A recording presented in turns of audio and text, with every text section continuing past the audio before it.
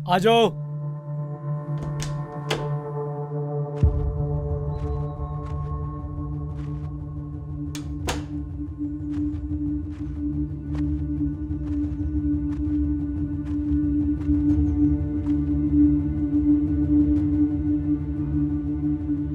खुशामदीद ताहिर,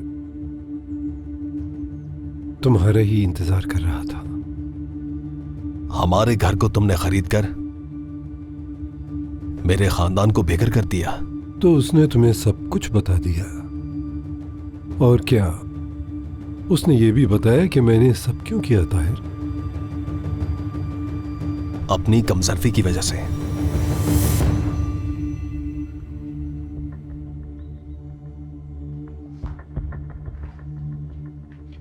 क्या कोई अपनी मां को सड़क पर फेंक सकता है? कौन ऐसा कर सकता है? ठीक है, अपनी पुरानी दुश्मनी का बदला लिया है तुमने, जानता हूं मैं। तुम उन्हें तकलीफ देना चाहते थे, लेकिन वहां तुम्हारी मां भी तो है। वो तो अपनी जान भी दे दे तुम्हारे लिए। मैं भी दे सकता हूं ताहिर, मगर बात ये नहीं है तुम्हारे बाबा गलत हैं। जो कुछ मैं कर रहा हूं अपनी मां के लिए भी कर रहा हूं, उसे उस बदहाली से बचाने के लिए।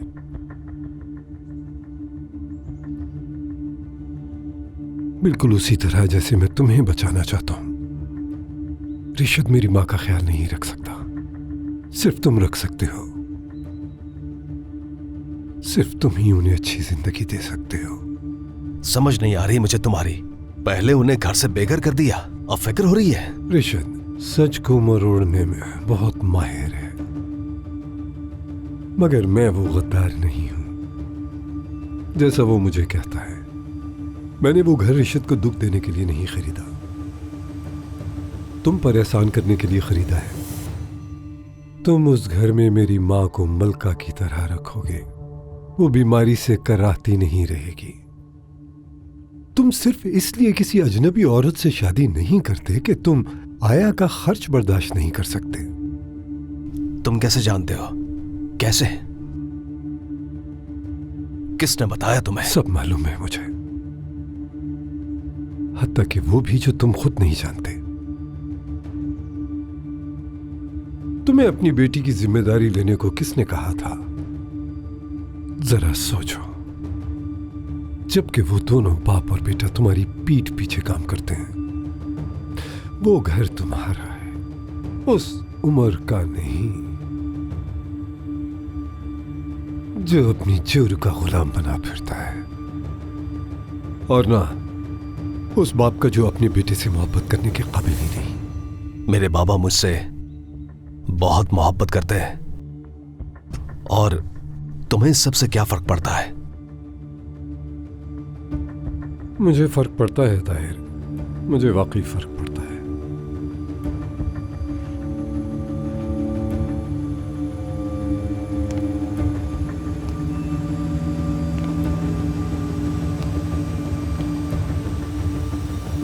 जानते हो क्यों? क्योंकि हम एक जैसे हैं। मैं कभी तुम्हारी जगह पर था। तुम वही नाइंसाफी सह रहे हो जो मैंने अपने बाप से सही थी। क्या उन्होंने तुम्हें नजरअंदाज नहीं किया? जहां तुम्हारी मौजूदगी की कोई अहमियत नहीं थी, कोई तुम्हें समझता ही नहीं था। जो कुछ भी तुमने किया, जो कुछ भी कहा, जो भी फैसला किया, क्या तुम्हारे बाप के नजदीक उसकी कोई कीमत थी? क्या उसने तुम्हें उस औरत से शादी करने से नहीं रोका जिससे तुम मोहब्बत करते थे? क्या उसने तुम्हें वो काम करने से नहीं रोका जो तुम करना चाहते थे? क्या उसने तुम्हें वो नरमी नहीं दी जो उसने उमर को दी? चाहे तुम इनकार करो, अपने बाप के खिलाफ कुछ ना कहना चाहो, मैं उसे जानता हूं। वो अपने बाप का बेटा है, बहुत ही जालिम। और तुम? क्या तुम जालिम नहीं हो? तुम अब भी नहीं समझना चाहते। मैंने वो घर इसलिए नहीं खरीदा कि वो सड़क पर आ जाए, मैंने उसे इसलिए खरीदा कि तुम उस घर के मालिक बनो। अब तुम्हारे बाप को तुम्हारी जरूरत पड़ेगी, तुम्हारे बाप को तुम्हारे सहारे की जरूरत होगी। तुम्हारी तकलीफ की भी कोई कीमत होनी चाहिए। इस जिंदगी में जो शख्स तुम्हें सबसे बेहतर समझता है वो शख्स सिर्फ मैं हूं ताहिर। तुम्हारे बाबा रिशद ने क्या कहा था? कुरान हमसे ये नहीं कहता कि हम खामोश अच्छे लोग बने, बल्कि मुतहर्रिक अच्छे लोग बने। तुमने ये सब कैसे? मेरे पास हर जगह आंखें और कान हैं। तुमने अभी तक मेरी ताकत और वुसअत को नहीं समझा, मगर एक दिन तुम मेरे जैसे बनोगे। मेरे पीछे कोई नहीं था, मैंने सब कुछ अकेले हासिल किया है। बहुत बड़ी कीमत चुकाई है मैंने। मैं नहीं चाहता कि तुम भी वही कीमत अदा करो। अब से मैं हर वक्त हर जगह तुम्हारे साथ हूं।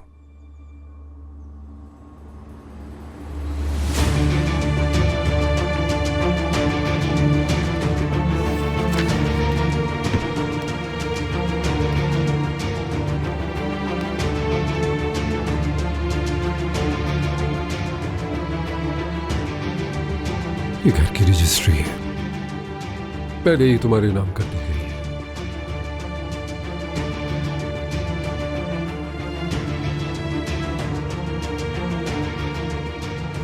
मैं ये कबूल नहीं करूंगा, नहीं कर सकता कभी भी।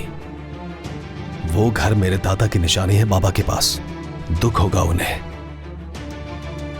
ठीक कहते हो। तुमने एक साथ बहुत कुछ सुन लिया है, इसलिए उलझन में हो। अभी फैसला ना करो, मगर अच्छी तरह सोचना।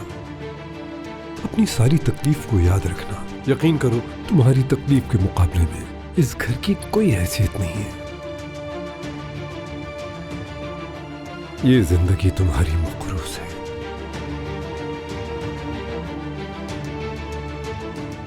हो सकता है उन्होंने मुझसे ज्यादा प्यार नहीं किया, लेकिन मैं इतनी नाफरमान औलाद नहीं हूं कि अपने बाप की पीठ पर छुरा घोंपूं।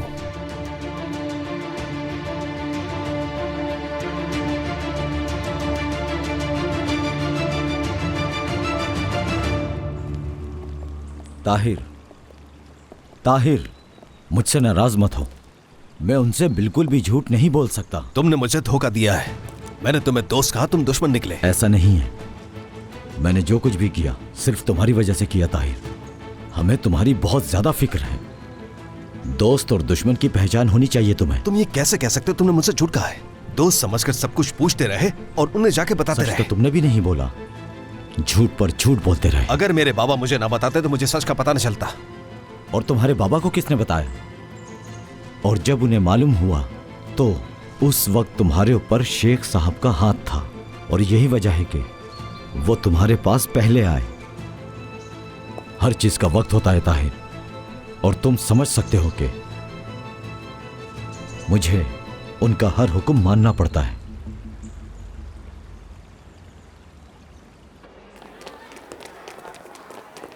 हेलो सर, कैसे हैं? शुक्रिया बेटा। टूना, हाँ, कैसे हो? आप यहाँ क्या कर रहे हैं? मुझसे मिलने आए हैं? स्कूल दोबारा ज्वाइन कर लिया तुम्हारी वजह से और बाकी सारी बच्चों की वजह से। इस तरह हम साथ में ज़्यादा वक्त गुजार पाएंगे। कमाल, देखो कौन आया है। सर उमर, क्या वाकई आप यहाँ पर आ गए हैं दोबारा से? नहीं टीचर, हमें बहुत डांटते हैं। मैंने उनसे कहा था कि सर उमर हमें कभी नहीं डांटते थे, बल्कि हमसे प्यार करते थे। सच में सर, हम आपको बहुत मिस करते हैं। जी सर, हमने आपको बहुत याद किया। मैं भी तुम लोगों को बहुत याद करता था। चलो जाओ बच्चों, क्लास का चलो, वक्त आ हो जाओ। गया। खुदा हाफिज सर उमर।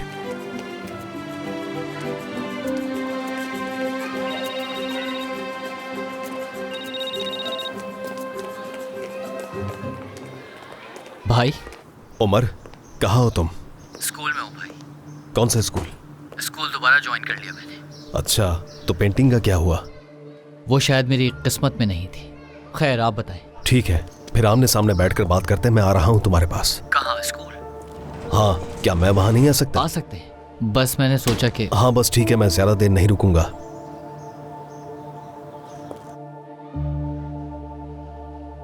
आज टीचर ने मुझे पकड़ लिया और अदा के बारे में पूछने लगी। मुझे समझ नहीं आया कि मैं क्या बोलूं। ये कहूँ कि घर में कैद कर दिया है उसे? समझ नहीं आता मुझे। मेरे ख्याल है हमें उन्हें बता देना चाहिए। यमान, हम नहीं बता सकते। मामू इस बात का गुस्सा भी आधा पर निकाल देंगे। नहीं हालात और ख़राब हो जाएंगे। हाँ तो क्या करें अमीने, कम से कम इस तरह हम अदा के साथ तो होंगे ना, ताकि वो खुद को अकेला महसूस ना करे। क्या सच में यमान? हाँ तो सच ही है। तुम्हें लगता होगा कि मैं बेवकूफ़ हूँ, लेकिन ऐसा बिल्कुल भी नहीं अमीने। और अगर ये सब कुछ तुम्हारे साथ हुआ होता, पता है मैं क्या करता? अगवा कर लेता। बिल्कुल नहीं बिल्कुल यमान। ऐसा ही है। मुझे मुस्तकबिल की कोई फिक्र ना होती। तुमसे मिले बिना बिल्कुल नहीं रह पाता मैं। क्या तुम रह लेती? अमीने, हम बहुत बुरे हालात से गुजर चुके हैं, यानी अब हम दोनों का ताल्लुक और भी गहरा हो चुका है। वैसे मैं भी ऐसा ही सोचती हूँ। हाँ तो फिर ठीक है, अब मुझे मजीद एटीट्यूड दिखाने की जरूरत नहीं है। एटीट्यूड तुम मुझे दिखाते हो यमान। अरे क्या कर रहे हो ये? अरे तुम्हें ठंड लग जाएगी, बहुत सर्दी है। तुम्हारे हाथ गर्म कर रहा हूं मैं। यमान, सब देख रहे हैं। मैं तुम्हें दोबारा इस तरह बेबस नहीं देखना चाहता मीने। यानी तुम इस तरह किसी को भी कोई जवाब न दे सको। नहीं यमान, अब सब ठीक है। नहीं है, और तब तक ठीक नहीं होगा जब तक उन लोगों को सजा नहीं मिल जाती। एक बार मेरे सामने आ जाए तो मैं खुद उन्हें। यमान, मत कहो ऐसा। खुदा न खास्ता कुछ हो न जाए।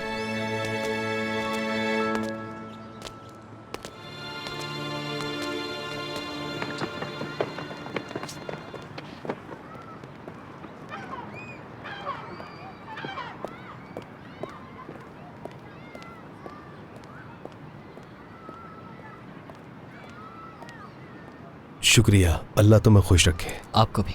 आज तो बहुत ही ठंड है।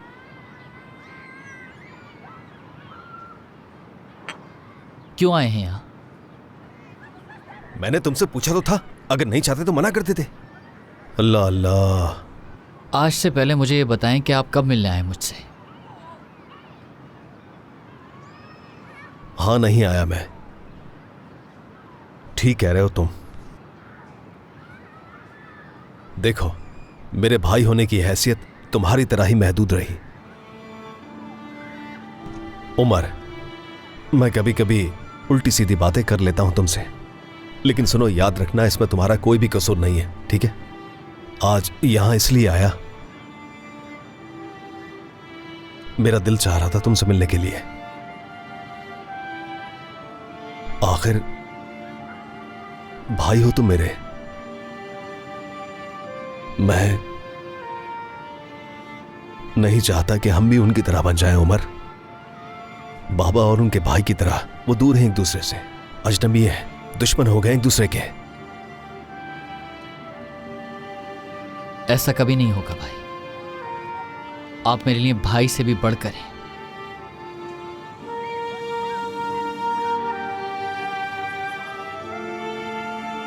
अच्छा, मुझे ये बताओ जरा, तुम स्कूल फिर से क्यों आ गए? क्योंकि मुझे लगा यही ठीक है। मुझे तुम खुश नजर नहीं आ रहे हो। नहीं, ऐसा कुछ भी नहीं है भाई।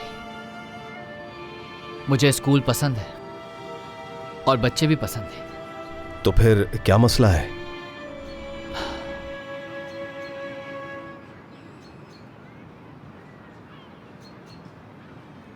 गामजे हामला है भाई। क्या? अरे ये सब छोड़ दो, ला मुझे दो।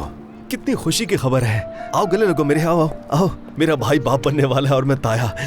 मेरे तो कान तरस गए थे खुशी की खबर सुनने के लिए। दिल खुश कर दिया है तुमने। देखो, मैं ताया बनने वाला हूँ। शुक्र है खुदा का कि उसने ये दिन दिखाया मुझे। मैं तो खुशी से फूल नहीं समा रहा हूँ। शुक्र है खुदा का, बहुत शुक्र है। उमर, तुम्हें खुदा खुश रखे अपनी फैमिली के साथ।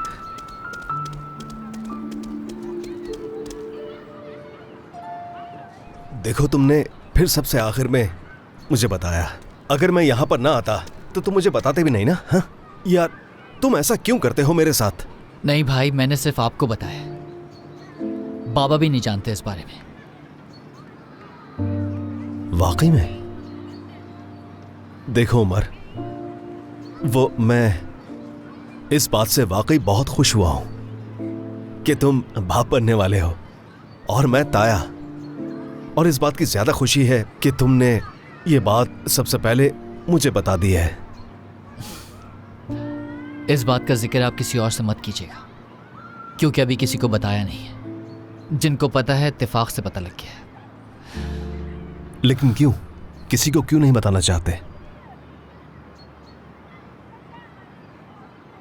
क्योंकि अभी गामजे नहीं चाहती भाई। वो बहुत डरी हुई है और बनता भी है, क्योंकि घर का किराया भी वो ही दे रही है।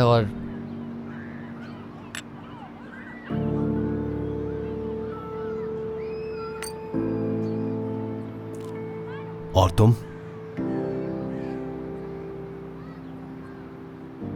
बहुत उलझा हुआ हूं भाई, कुछ समझ नहीं आ रहा कि क्या करूं मैं। माली हालात बहुत खराब हैं। इस सब में बच्चे का आना। इसलिए तुमने स्कूल में नौकरी कर ली दोबारा? और कोई रास्ता भी नहीं था। कम से कम मुस्तकिल आमदनी तो होगी। गैलरी से इतना मुनाफा ना होता। वो एक ख्वाब था जो ख्वाब ही रहा। मैं कुछ करना चाहता हूं लाइफ में, ताकि मेरी वजह से मेरा खानदान मुश्किल ना उठाए। गामजे को सपोर्ट तो करना है मुझे हर सूरत। गामजे का जो भी खौफ है, शायद ये नौकरी करके मैं उसके वो खौफ दूर कर सकूं और वो एक सेहतमंद बच्चे को बिना किसी खौफ के इस दुनिया में ला सके।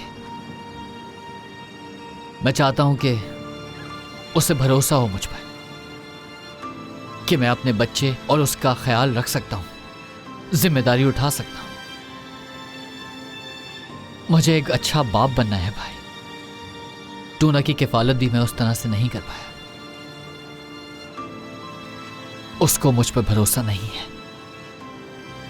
अगर मैं अच्छा कमाना शुरू कर देता हूं तो शायद उसको मुझ पर भरोसा हो जाए। तुम क्या समझ रहे हो? सिर्फ तुम डर रहे हो?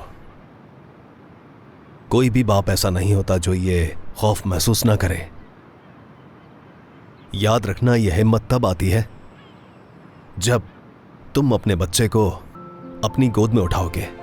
उसके आने से पहले यह खौफ खत्म नहीं हो सकता। क्या आपके साथ ऐसा हुआ था? कभी महसूस तो नहीं किया मैंने ऐसा। हाँ, मैंने जाहिर होने नहीं दिया, क्योंकि मैं समझता था मर्द को खौफ छुपाना चाहिए। मगर मैं डरा हुआ था। जब शुक्रान पहली दफा हामिला हुई तो मैंने चीखें मारकर खुशियां नहीं मनाई, बस दुआ करता रहा कि या अल्लाह, मेरी जो औलाद है खैर और आफियत के साथ दुनिया में आ जाए। बस ये दुआ की थी।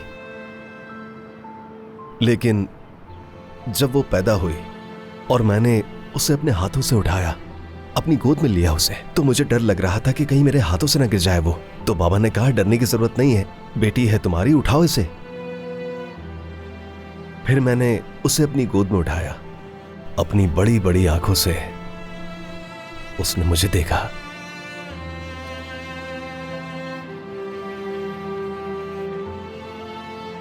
फिर मुझे लगा मेरे अंदर से सारा खौफ, सारा डर पलक झपकते ही निकल गया हो। मुझ में से सारा खौफ निकल गया। एक नई खुशी ने जन्म लिया मेरे अंदर। खुद से मोहब्बत करने लग गया था मैं।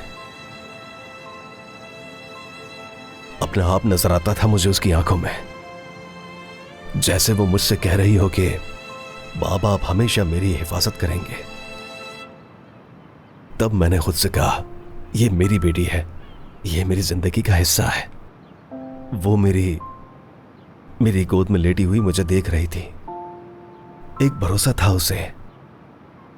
तब उस दिन मुझे एहसास हुआ कि बाप होना क्या होता है। उसके दाएं कान में आजान दी और बाएं कान में अकामत। और फिर मैं उसके करीब गया और उससे वादा किया कि फिक्र मत करना तुम, हर चीज से बचाऊंगा तुम्हें। कोई भी मुसीबत हो, तुम्हारे आगे पहाड़ बनकर खड़ा हो जाऊंगा मैं।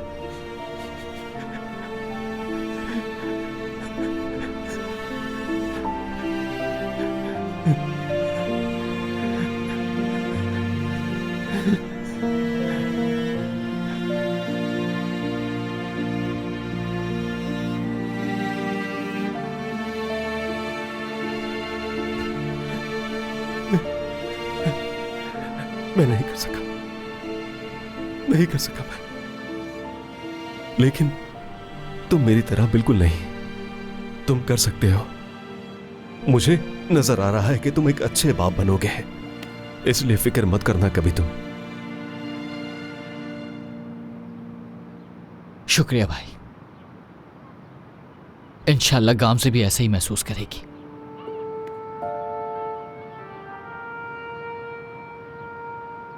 मेरी तरफ देखो, तुम्हारी बीवी अपना हर काम खुद करने की आदी है।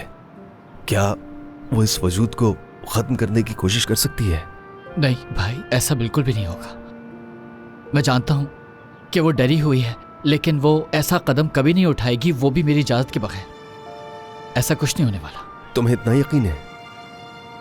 मैं उस पर भरोसा करता हूं, वो ऐसा कभी नहीं करेगी। डॉक्टर का अपॉइंटमेंट भी लिया है, हम जाएंगे उसके पास, फिर देखते हैं। ठीक है।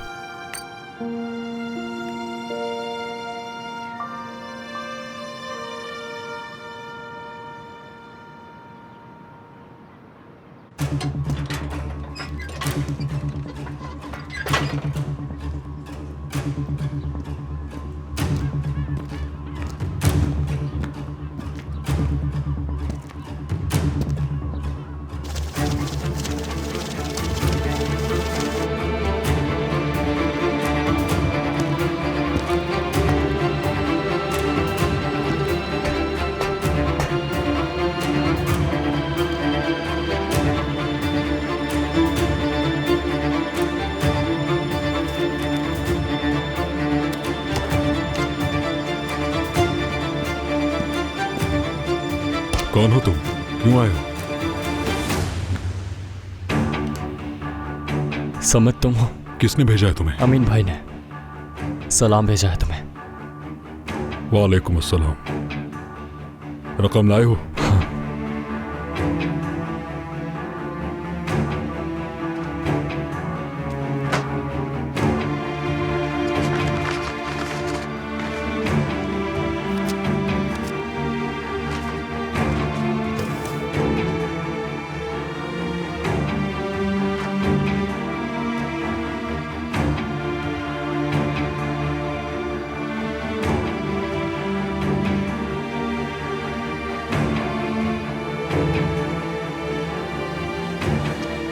ठीक है, बहुत शुक्रिया। रुक जाओ, हाथ ऊपर करो अपने, जल्दी जल्दी। छोड़ो। कोई होशियारी मत करना। चलो उठो, चलो हमारे साथ। छोड़ दो मुझे। अम्मी देखें, थोड़ा सा खा लें, फिर आपने अपनी दवाई भी खानी है। अम्मी देखें, मत करें ऐसा, हम सब परेशान हो रहे हैं। थोड़ा सा खा लें, आपका पसंदीदा सूप बनाया है मैंने। चलें, शाबाश। अम्मी, अम्मी ऐसा मत करें ना। अम्मी कुछ तो बोलिए, कुछ कहिए। हाँ, आपकी आवाज सुननी है मुझे। बोले अम्मी जान, क्या मुझसे कोई गलती हो गई अम्मी जान? कम से कम देखे तो सही मुझे।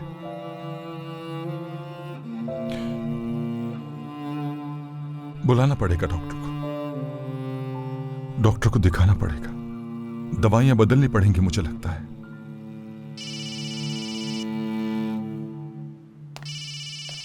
अम्मी जी कहिए। रिशद साहब, सुन रहा हूं मैं, कहिए। सुबह खैर। आपने शिकायत दर्ज करवाई थी, उसी हवाले से बात करना चाह रहा था। क्या कोई अच्छी खबर है? जी बिल्कुल अच्छी खबर है, उस आदमी को गिरफ्तार कर लिया गया है। गिरफ्तार कर लिया गया है वाकई में? जी रिशद साहब। शुक्रिया, बहुत बहुत शुक्रिया। अल्लाह राजी हो आपसे। बहुत शुक्रिया आपका, जीते रहिए। वो आदमी पकड़ा गया जिसकी हमने शिकायत की थी। शुक्र अल्हम्दुलिल्लाह, इंशाल्लाह जहन्नुम में जलेगा। ऐसे मत देखें, ये बदुआ नहीं है बिल्कुल भी। शुक्र है अल्लाह का, वही इंसाफ देने वाला। अम्मी,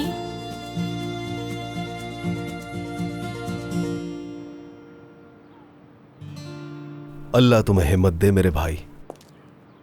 अल्लाह बहुत बड़ा है, वो तुम्हें रिस्क देगा और मुझे पूरा यकीन है कि तुम एक बहुत अच्छे बाप बनोगे, ठीक है? और जब कोई मुश्किल आए, तुम्हारा भाई खड़ा है तुम्हारे साथ, जो भी मुश्किल हो चाहे। तुम्हारा भाई हर मुश्किल में तुम्हारे साथ खड़ा है। एक एक चीज समझाऊंगा तुम्हें, परेशान मत होना, समझ रहे हो? बाबा है। हेलो बाबा। उमर सुनो, वो जिसकी हमने शिकायत की थी पकड़ा गया है। ऐदा वाले मामले में जो शामिल था वो पकड़ा गया है।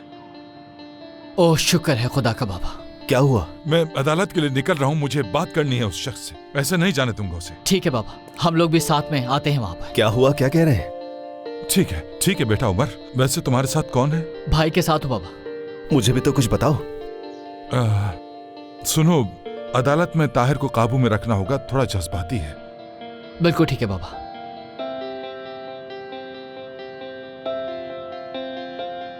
ऐदा को जो तंग कर रहा था वो गिरफ्तार हो गया भाई। बाबा कोर्ट जा रहे हैं, हम भी वहीं चलते हैं। और ये बात उन्होंने तुम्हें बताई लेकिन मुझे नहीं। ठीक है, उसको तो वहीं बताऊंगा, मैं छोड़ूंगा नहीं उस घटिया इंसान को। चलो। बात सुने मेरी, आप वहां पर ऐसा कुछ नहीं करेंगे जिसकी वजह से आप मुश्किल में पड़ जाए। पुरसुकून रहूं मैं, और तुम देखता हूं क्या करते हो तुम। जब तुम बाप बनोगे तब तुमसे पूछूंगा। अभी चलो, देर हो रही है, चलो।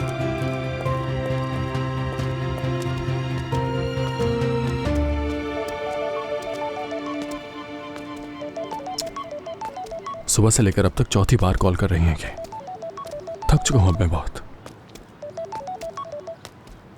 जी कहिए अम्मी जान। हेलो यमान। जी अम्मी, ठीक हूँ, जिंदा हूँ, बिल्कुल 1 घंटे पहले की तरह। यमान बेटा, वो लोग पकड़े गए। जिन लोगों ने तुम्हें अगवा किया था वो पकड़े गए। मैंने अभी अभी खबरों में सुना है। अल्लाह तेरा लाख लाख शुक्र है कि मेरा बेटा आज महफूज है। यमान, तुम सुन रहे हो ना? यमान क्या हुआ है? सब ठीक तो है? किसका फोन है? अतीला और उसके तमाम साथी पकड़े गए हैं। क्या? यमान, यमान शुक्र है खुदा का। ओ मेरे खुदा, शुक्र है कि वो सब पकड़े गए। अब वो किसी और को तकलीफ नहीं पहुंचाएंगे। ओह, क्या हुआ? क्या तुम्हें खुशी नहीं हुई? मैं उन्हें अपने हाथ से सजा देना चाहता था। यमान, किससे बातें कर रहे हो ये? हाँ, पागल हो गए हो क्या तुम? ठीक है, तुम्हारे सदमे का असर समझकर छोड़ रही हूँ तुम्हें, लेकिन इधर उधर घूमने की जरूरत नहीं है। जल्दी से घर वापस आओ। आज मेरा बेटा घर आएगा तो हम सब मिलकर खुशी मनाएंगे। तुम्हारी पसंद का खाना भी बनाऊंगी। बर्गर खाओगे ना तुम? अच्छा ठीक है, मैं मिलता हूँ। यमान, ये लड़का भी ना। यमान, ये अदा के लिए भी कितनी खुशी की बात है कि वो अब महफूज है, लेकिन अतीला से तो जान छूट गई। मगर उसके बाबा से कैसे बचाएंगे हम लोग उसे? वो भी हो जाएगा इंशाल्लाह। सबसे पहले तो उसे राहत पहुंचाते हैं खबर देकर, बाकी बाद में देख लेंगे। वो कहती है उस रात अतीला ने उसके साथ क्या किया था उसे कुछ याद नहीं। कहीं अतीला ने ऐसा कुछ तो नहीं कर दिया था? यानी ऐसा हो भी तो सकता है ना? बिल्कुल नहीं, ऐसा सोचने की, उसके सामने कहने की कोई जरूरत नहीं है, वरना परेशान हो जाएगी वो, और फिर हालात और भी बदतर हो सकते हैं। हाँ, एक और बात, आज तुम्हें मुझसे वादा करना होगा कि तुम जो भी करोगे आज के बाद, जहां भी जाओगी, तुम मुझे उससे बाखबर रखोगी, ठीक है? देखो, मुझे बाखबर ना रखने से क्या हुआ तुम्हारे साथ। अम्मी ने वादा करो मुझसे।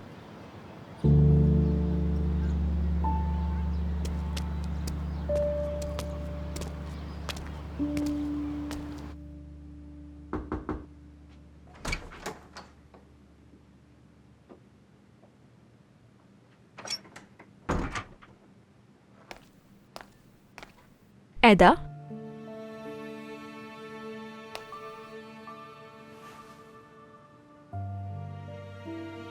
ठीक है, अगर तुम बाहर नहीं आना चाहती तो बताओ, कोई भी जबरदस्ती नहीं करेगा, लेकिन कम से कम ड्राइंग रूम में तो आ जाओ ना। हाँ, या अगर तुम चाहो तो हम बात भी कर सकते हैं, लेकिन तुम इस तरह अकेली नहीं रह सकती मेरी जान। चलो हम सब इकट्ठे बैठकर बातें करते हैं, ठीक है?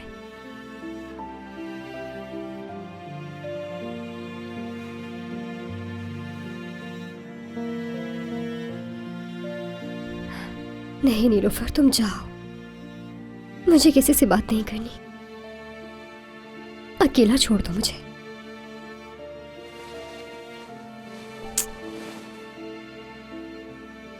एदा, ऐसा मत करो प्लीज। तुम खुद को इस तरह बंद नहीं कर सकती।